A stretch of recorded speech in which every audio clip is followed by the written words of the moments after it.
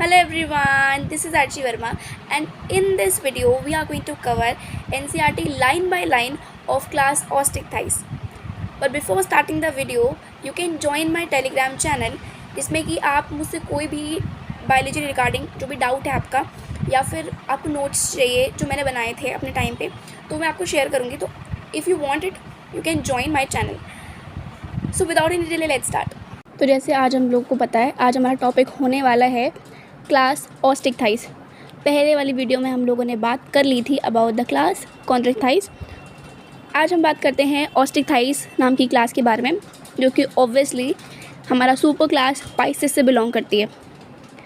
हमने पहले देखा था कि कॉन्ट्रिक थाइस जो होती हैं वो अपना नोटोकॉर्ड को कन्वर्ट कर लेती हैं या चेंज कर लेती हैं वर्टेब्रल कॉलम में जो कि मिलके बनता है कार्टिलेज से. और साथ ही साथ में जो उसका एंडोस्केलेटन होता है या जो उसका स्केलेटन होता है कॉन्ट्रिक थाइस के बारे में बात कर रहे हैं अभी हम लोग. तो कॉन्ट्रिक थाइस का जो एंडोस्केलेटन होता है फिर स्केलेटन होता है वो बनता है कार्टिलेज से.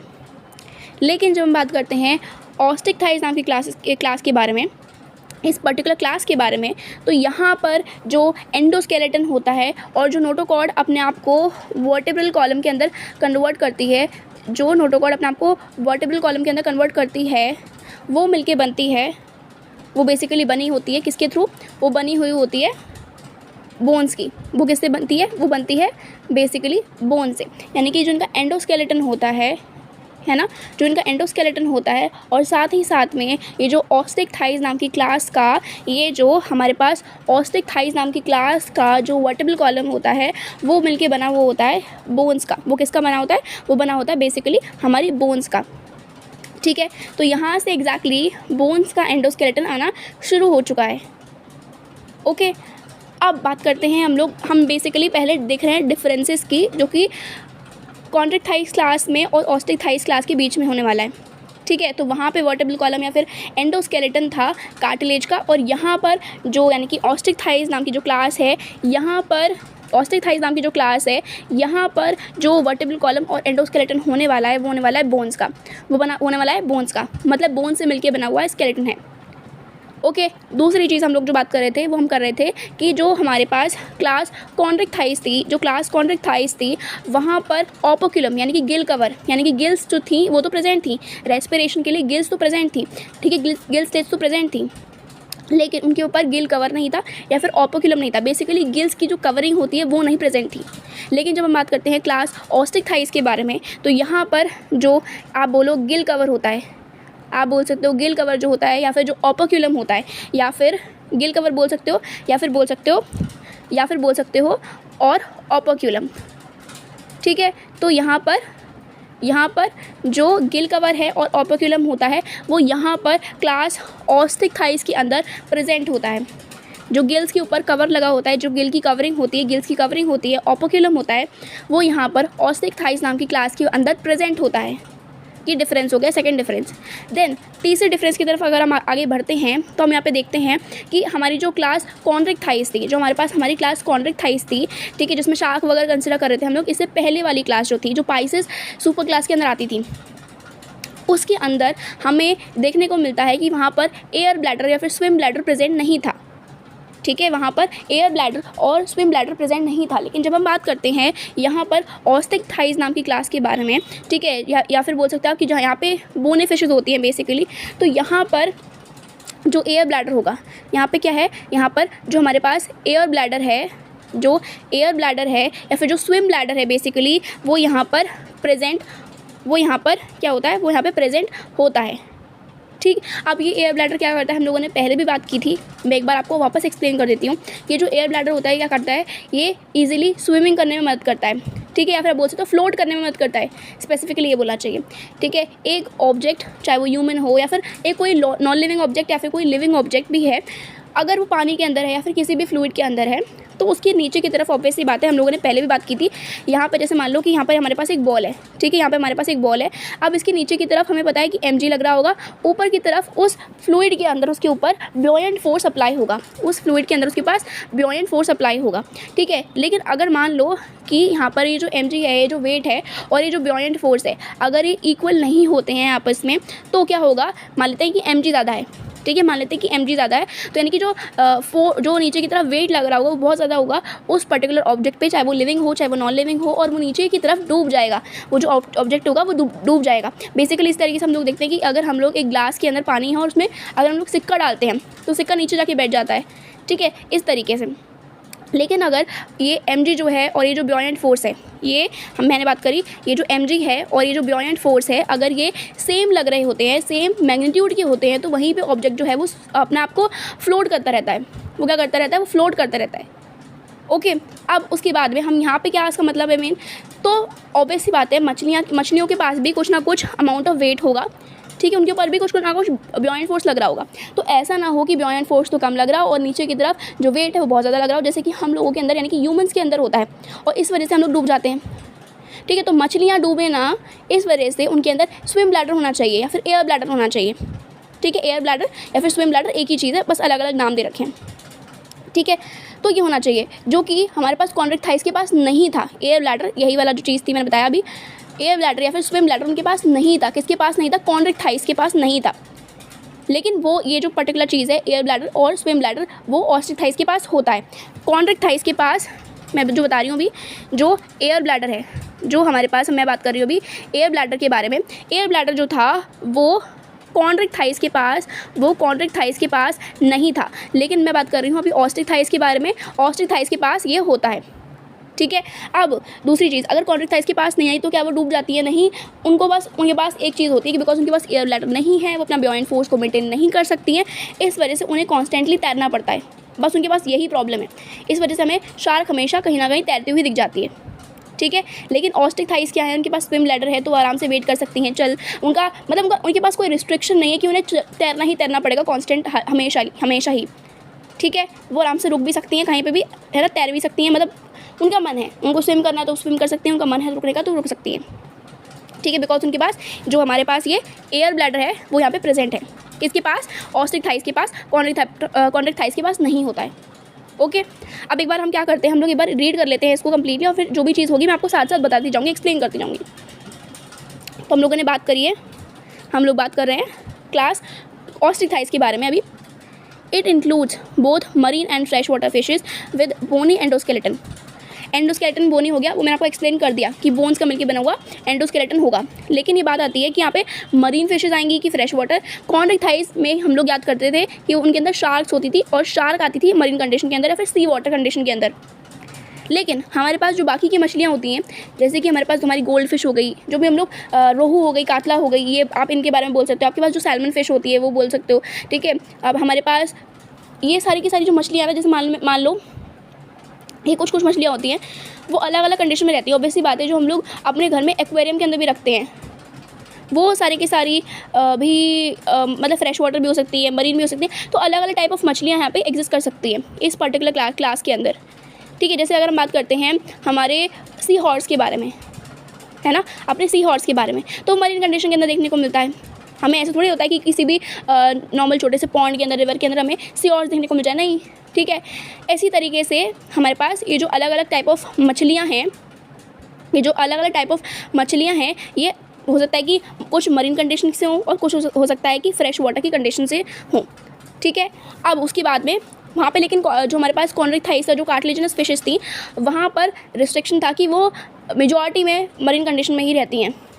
लेकिन यहाँ पे दोनों कंडीशन में देखने को मिल जाएंगे आराम से। आगे पढ़ लेते हैं। Their body is stream lined, जैसे हम लोगों ने पहले भी बात की थी, मछलियों का जो शेप है स्ट्रीम लाइन बॉडी शेप। ठीक है, मतलब क्या है स्ट्रीम लाइन बॉडी शेप का? मतलब क्या है? इस तरीके का। ठीक है, इस तरीके का, ये जो आगे का ये जो है ये स्ट्रीम लाइन, और इसी शेप की को यूज़ करते हुए या फिर इसी शेप से इंस्पायर होते हुए, स्ट्रीम लाइन बॉडी शेप को यूज़ करते हुए, इंस्पायर होते हुए, जो हमारी बोट्स होती हैं, शिप होती है, इनका शेप भी रखा जाता है ताकि ईजिली ये वाटर को काट के आगे बढ़ सकें। ठीक है, आगे पढ़ते हैं। माउथ इज़ मोस्टली टर्मिनल, जैसे वहाँ पे हम लोग बात करते थे शार्क के बारे में। ठीक है, तो शार्क का जो मुंह होता है वो किस तरीके का होता है? शार्क का माउथ होता है कुछ इस तरीके का। ठीक है, कुछ इस तरीके का वेंट्रल माउथ होता था उसका, और यहाँ पे उसके प्लिकॉइड स्केल से बने हुए दांत। ठीक है, इस तरीके से हमारा जो शार्क थे उसका फेस होता था, बोलो या फिर उसका माउथ होता था। बेसिकली फेस तो नहीं, माउथ होता था, वेंट्रल। ठीक है, लेकिन जब हम बात करते हैं यहाँ पर, ये आप इवन डायग्राम में भी देख सकते हो, यहाँ पे हमारे पास हिपोकैम्पस का कार्टिला का फेस बनाया हुआ है, फेस तो नहीं सॉरी माउथ बनाया हुआ है।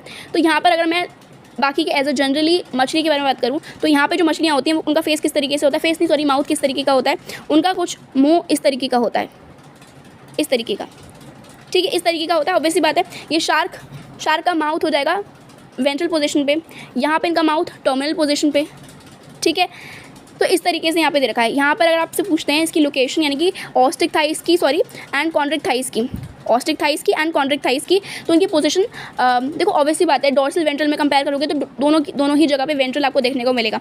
लेकिन अगर स्पेसिफिकली पूछते हैं टर्मिनल माउथ किसका होता है तो यहाँ पर टर्मिनल एंड पे, इसका तो थोड़ा पीछे की तरफ है ना डायरेक्टेड माउथ, इसका तो माउथ जो है वो थोड़ा पीछे की तरफ डायरेक्टेड है। लेकिन जब हम बात करते हैं ऑस्टिक थाइस के लिए तो इनका जो माउथ है वो एक्जैक्टली टर्मिनल पोजीशन पे यानी कि टर्मिनेट होते हुए जो फेस है, फेस तो नहीं लेकिन जिसका पार्ट है ना माउथ वाला, वहाँ पे एकदम टर्मिनल पोजीशन पे, एकदम लास्ट वाली पोजीशन पे टर्मिनेट होता हुआ है, ठीक है। इस वजह से इसको बोलते हैं कि यहाँ पे जो है यहाँ पे टर्मिनल माउथ है और यहाँ पर जो है वो वेंट्रल माउथ है। ऑब्वियसली बात है अगर हमें कंपेयर करने को बोलते हैं कि माउथ कहाँ पे होगा, वेंट्रल होगा डोर्सल होगा, तो ऑब्वियसली बात है कि दोनों जगह ही वेंट्रल माउथ होगा। लेकिन एक्जैक्टली पोजीशन की बात हो रही है कंपेरेटिवली, ठीक है। तो इसके लिए सिर्फ और सिर्फ एनसीईआरटी ने टर्म यूज़ किया है वेंट्रल, और यहाँ पे बिकॉज ये टर्मिनली लोकेटेड है इस वजह से इसको बोला हुआ है कि टर्मिनल पोजीशन पे माउथ लोकेटेड होता है किसका, ऑस्टिक थाइस का।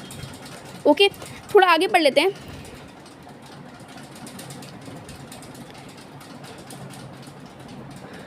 They have 4 pairs of gills which are covered by an operculum on each side. देखो वहाँ पर यानी कि हमारे पास जो हमारी कॉन्ड्रिक थाइस थी वहाँ पे गिल्स का नंबर नहीं दिया था, लेकिन यहाँ पे गिल्स का नंबर दिया हुआ है, ठीक है। और ओपर्कुलम के बारे में तो मैंने आपको बता दिया कि जो ऑब्वियसली बात है ये जो दोनों, जैसे मान लो मछली है ये एक लेट्स से ये मछली है हमारे पास, ऑब्वियसली बात है पेयर्ड फिन्स के अंदर देखने को मिलेंगे, तो ये पेयर्ड फिन्स है मान लेते हैं, ठीक है। ऑब्वियसली बात है इसके पास जो इसके स्केल्स होंगे वो भी प्रेजेंट होंगे, ठीक है, यहाँ पे स्केल्स भी प्रेजेंट होंगे, ठीक है। तो हमने बात की थी कि यहाँ पे इसके पास क्या होगा, इसके पास हमारे पास ऑब्वियसली बात है मछली है तो यहाँ पे गिल्स देखने को मिलेंगे हमें थोड़े से, ठीक है। अब एक इस साइड होंगे, ऑब्वियसली बात है एक दूसरी वाली जो उसकी लेफ्ट साइड होगा, एक राइट साइड होगा, तो दोनों साइड में हमें गिल्स देखने को मिलेंगे, ठीक। अब ये जो गिल्स होंगे ऑब्वियसली बात है ये ओपर्कुलम या फिर गिल कवर से कवर्ड होंगे बिकॉज ये ऑस्टिक थाइस से बिलोंग कर रही है मछली, ठीक है। अब दूसरी चीज़ हम जो बात कर रहे थे वो ये है कि ये बात कर रहे थे कि यहाँ पर ये जो गिल्स हैं वो यहाँ पर 4 होंगे, कैसे होंगे, 4 होंगे, मतलब एक साइड 4 और दूसरी साइड 4, यानी कि left side 4 gills, right side 4 gills. इस वजह से बोला है कि 4 पेयर्स हैं प्रेजेंट। कैसे प्रेजेंट है, 4 पेयर्स में प्रेजेंट है, 4 लेफ्ट साइड और राइट साइड में 4, ठीक है, यानी कि गिल्स स्लिट्स लेफ्ट साइड में 4 राइट साइड में 4, तो 4 पेयर्स हो गए, ठीक है, 4 पेयर्स हो गए इस तरीके से। लेकिन अगर आपको पेयर का टर्म यूज़ नहीं करते, मान लो एग्जाम में पूछ लेते हैं कि जो आपके ऑस्टिक थाइस हैं उनके पास कितना गिल्स होती हैं, 8, 9, 10, 4, तो आप 4 नहीं मार्क करना, आपको मार्क करना है 8 बिकॉज यहाँ पे पेयर का टर्म यूज़ नहीं किया हुआ है, ठीक है।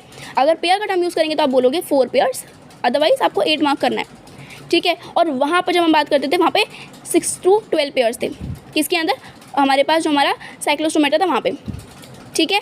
अब हम बात करते हैं यहाँ पर, इवन मैंने यहाँ पे डायग्राम में बनाया, एक बार रुकते हैं, यहाँ पे मैंने आपको डायग्राम में बना के बताया कि यहाँ पर ये जो दे रखे हैं, मैंने बनाए हैं यहाँ पे ये ठीक है, ये मैंने स्केल्स बनाए थे इसकी बॉडी के ऊपर, ठीक है, ये स्केल्स बनाए थे। तो ये स्केल्स देखो वहाँ पे होते थे प्लेकॉइड स्केल जो कि इसको बहुत ज़्यादा रफ एंड टफ बनाते थे। यहाँ पे जो स्केल्स हैं इनको बोलते हैं साइक्लॉइड या फिर टीनॉइड स्केल्स। इनको क्या बोलते हैं, इन स्केल्स को बोलते हैं या तो टीनॉइड बोल सकते हो आप, या तो आप इसको टीनॉइड बोल सकते हो या फिर आप इसको बोल सकते हो साइक्लॉइड, दोनों नाम चल सकते हैं यहाँ पर, ठीक है, या तो साइक्लॉइड स्केल्स या फिर टीनॉइड स्केल्स आप इनको बोल सकते हो। ये जो स्केल्स होंगे इसकी बॉडी के ऊपर या तो हो सकते हैं साइक्लॉइड स्केल्स या फिर हो सकते हैं टीनॉइड स्केल्स, ठीक है। उसके साथ साथ में यहाँ पे फिन्स होंगे, ऑब्वियसली बात है प्रेजेंट हमने बेसिस ही वही लिया था पाइसिस के लिए कि फिन्स होंगे तो पाइसिस के अंदर, अगर फिन्स नहीं होंगे लिम्स होंगी तो आप टेट्रापोडा में इसको डाल दोगे। यहाँ पे फिन्स प्रेजेंट हैं, लेकिन यहाँ पर स्पेसिफिकली वही सेम चीज़ हमने जैसे पढ़ा था कॉन्ड्रिक थाइस के अंदर, यहाँ पे पेयर्ड फिन्स हमें देखने को मिलेंगी। यहाँ पे एक फिन हो गया, यहाँ पे एक फिन हो गया, यहाँ पे हो गया, यहाँ पे हो गया, इस तरीके से हमें देखने को मिलता है, टर्मिनल माउथ होता है। अब हम आगे की तरफ ज़रा देख लेते हैं कि क्या मतलब है यहाँ पे और बाकी की लाइन्स का एनसीईआरटी के अंदर जो लिखी हैं।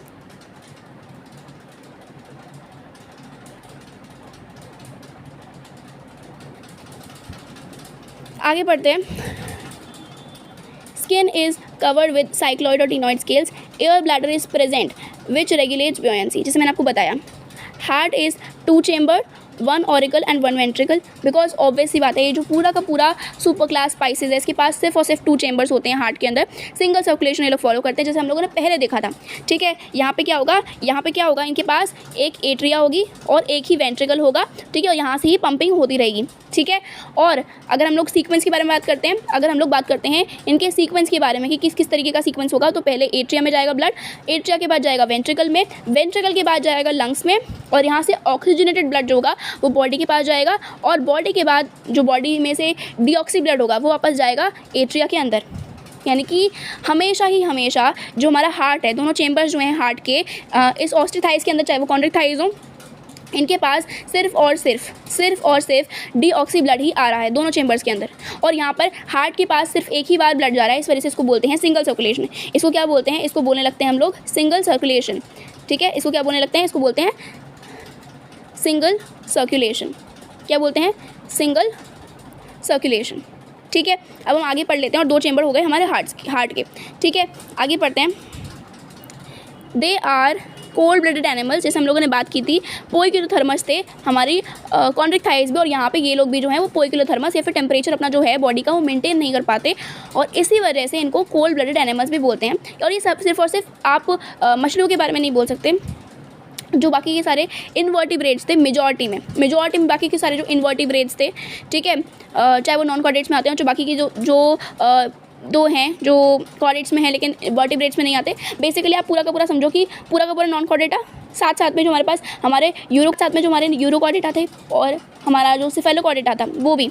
ठीक है, और आप इवन यहाँ पर जो वर्टिब्रेट्स हैं उसमें से भी मेजॉरिटी ऑफ द वर्टिब्रेट्स, या फिर आप समझो, आप ये बोल सकते हो कि पूरा का पूरा एनिमल किंगडम, एक्सेप्शन बहुत थोड़ी हैं, ये सारे के सारे जो हैं वो पोइकिलोथर्मस होते हैं। सिर्फ और सिर्फ अपने पास जो हमारी बर्ड्स हैं, ठीक है, सिर्फ और सिर्फ हमारे पास जो हमारे मैमल्स हैं, ठीक है, मैमल्स हैं, और जो हमारी एव्स हैं, बर्ड्स हैं, यही सिर्फ और सिर्फ ऐसे हैं। और कुछ एक्सेप्शन है बीच में जो कि अपने टेम्परेचर को मेंटेन कर सकते हैं, जो कि होम्योथर्म्स हैं। अपनी बॉडी का टेम्परेचर मेंटेन करने वाले को बोलते हैं होम्योथर्म। लेकिन बाकी कोई नहीं कर सकता, चाहे वो पाइसेस हों, ठीक है, चाहे वो इनवर्टिब्रेट्स की कैटेगरी में आते हों, चाहे वो एम्फीबियंस हो, चाहे वो हमारे पास रेप्टाइल्स हों। ठीक है, सिर्फ और सिर्फ जो हमारी बर्ड्स होती हैं और जो मैमल्स हैं वही अपना टेम्परेचर मेंटेन कर सकते हैं, और ऐसे लोगों को जो टेम्परेचर मेंटेन नहीं कर पाते उनको बोलते हैं पोइकिलोथर्मस, और ये होते हैं कोल्ड ब्लडेड एनिमल्स। ठीक है, आगे पढ़ते हैं। यहाँ पे क्या होता है ना कि यहाँ पर sexes are separate, fertilization is usually external, they are mostly oviparous and development is indirect, ठीक है। अब यहाँ पे क्या होता है कि देखो, हम लोगों ने पहले भी बात की थी, हम लोगों ने बात की थी पहले हमारी कॉन्ट्रैक्टाइल्स के बारे में। तो वहाँ पे क्या था कि वहाँ पे सेक्सेस सेपरेटेड थे, कि जो मेल था उसके पास क्लैस्पर था कॉपुलेटरी ऑर्गन के तौर पे। यहाँ पर ऐसा कुछ कॉपुलेटरी ऑर्गन तो प्रेजेंट नहीं है, ये लोग भी अभी क्लोएका के थ्रू ही चीज़ें कर रहे हैं, लेकिन यहाँ पे सेक्सेस जो हैं वो सेपरेटेड होते हैं, यानी कि ये लोग यूनिसेक्सुअल होते हैं, ये लोग डायोसिस होते हैं। इनका जो फर्टिलाइजेशन होता है वहाँ पे क्लैस्पर था, ठीक है, वहाँ पे क्लैस्पर था, और उनके अंदर इंटरनल फर्टिलाइजेशन हो रहा था। किसके अंदर? उनके अंदर, यानी कि हमारी जो कॉन्ट्रैक्टाइल्स थी उनके अंदर। लेकिन जब हम बात करते हैं हमारी ऑस्ट्रिथाइस के बारे में, जो बोनी फिशेज हैं उनके बारे में, यहाँ पर सेक्सेस तो सेपरेटेड हैं, यानी कि यूनिसेक्सुअल ऑर्गेनिज्म से मेल अलग होगा, फीमेल अलग होगी, लेकिन फर्टिलाइजेशन यहाँ पे एक्सटर्नल होता है। वो अपना स्पर्म रिलीज़ करेगा, फीमेल अपनी ओवर रिलीज़ करेगी, और बाहर ही, मतलब बॉडी के बाहर ही फर्टिलाइजेशन होगा, ठीक है। और ये लोग एग्स ले करते हैं। ये लोग क्या करते हैं? ये लोग मोस्टली, मैं हमेशा नहीं बोल रही हूँ, ये लोग मोस्टली एग्स ले करते हैं, ओविपेरस होते हैं, और साथ साथ में ये लोग डायरेक्ट डेवलपमेंट, यानी कि कोई लार्वा देखने को नहीं मिलता। इवन जो आप देखोगे, आप इवन सर्च करोगे यूट्यूब पे लेक्चर्स, या फिर लेक्चर नहीं, लेकिन यूट्यूब पे नॉर्मल वीडियोज़, तो आपको देखने को मिलेगा कि जो बेबी फिशेज़ होती हैं वो काफ़ी हद तक सिमिलर सी दिखती हैं अपने अडल्ट से। तो इस वजह से इनको बोलते हैं डायरेक्ट डेवलपमेंट होना, ठीक है। क्या बोलते हैं इनको? डायरेक्ट डेवलपमेंट होना बोलते हैं, ठीक है। तो यहाँ पे डायरेक्ट डेवलपमेंट हमें देखने को मिल जाता है। अब आगे की तरफ हम लोग एग्जांपल्स की तरफ देख लेते हैं। तो जैसे मैंने आपको बताया था कि यहाँ पर जो सारी की सारी फिशेज़ हैं वो मरीन भी हो सकती हैं, फ्रेश वाटर कंडीशन से भी हो सकती हैं, और इवन एक्वेरियम में भी रखी हुई हो सकती हैं। तो यहाँ पे सारी की सारी कैटेगरीज़ को अच्छे से एक्सप्लेन किया हुआ है। पहले हम लोग बात करते हैं मरीन के बारे में।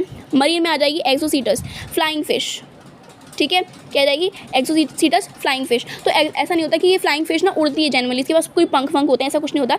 इसके पास ना कुछ ऐसा एक अलग सा फिन सा होता है, बहुत बड़ा सा एक ऐसा फिन सा होता है अलग सा, ठीक है। और ये अपना ऐसा करके आप इवन आपने आई डोंट रिमेंबर कि ये डोरेमोन के किसी एपिसोड में था या कुछ इस तरीके का, लेकिन मैंने देखा है कहीं, ठीक है, कार्टून्स में ही देखा है।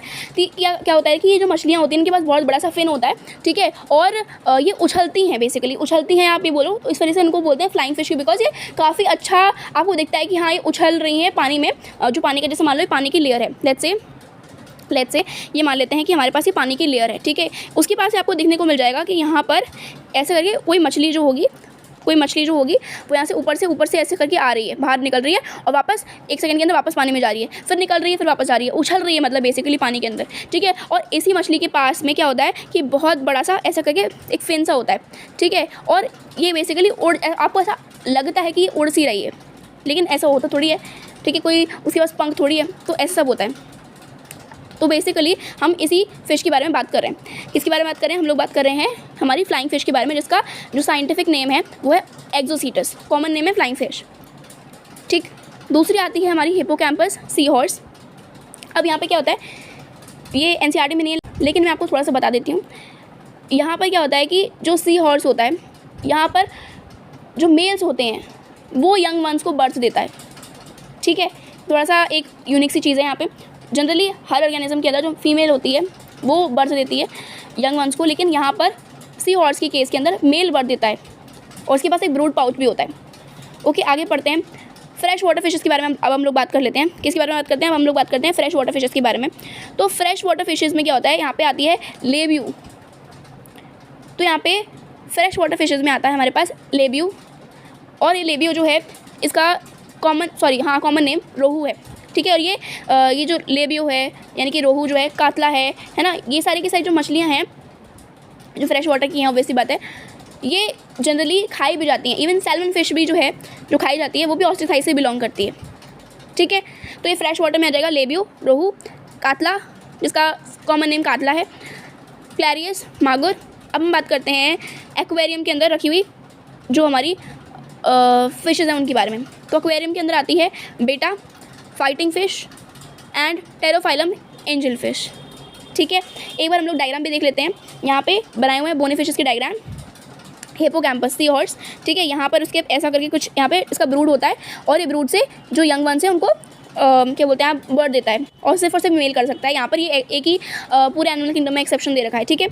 अब दूसरी चीज़ यहाँ पे आती है कि यहाँ पे ये दूसरी एक जो डायग्राम दे रखा है हमारे पास, वो दे रखा है हमारे पास कातला का, ठीक है। और ये मछली जो है वो खाई जाती है, आपने इवन देखा भी होगा, ठीक है। अब इसके पास भी जो फिन्स हैं वो काफ़ी हद तक बोल सकते हो आप पेयर्ड में हैं, ठीक है, पेयर्स हैं, ठीक है। यहाँ पे भी एक दे रखा तो पीछे भी साइड भी होगा, इस तरीके से हम लोग को देख सकते हैं हम आराम से। यहाँ पे भी होगा तो यहाँ पे भी होगा, पीछे साइड भी होगा, इस तरीके से हम लोग देख सकते हैं, ठीक है।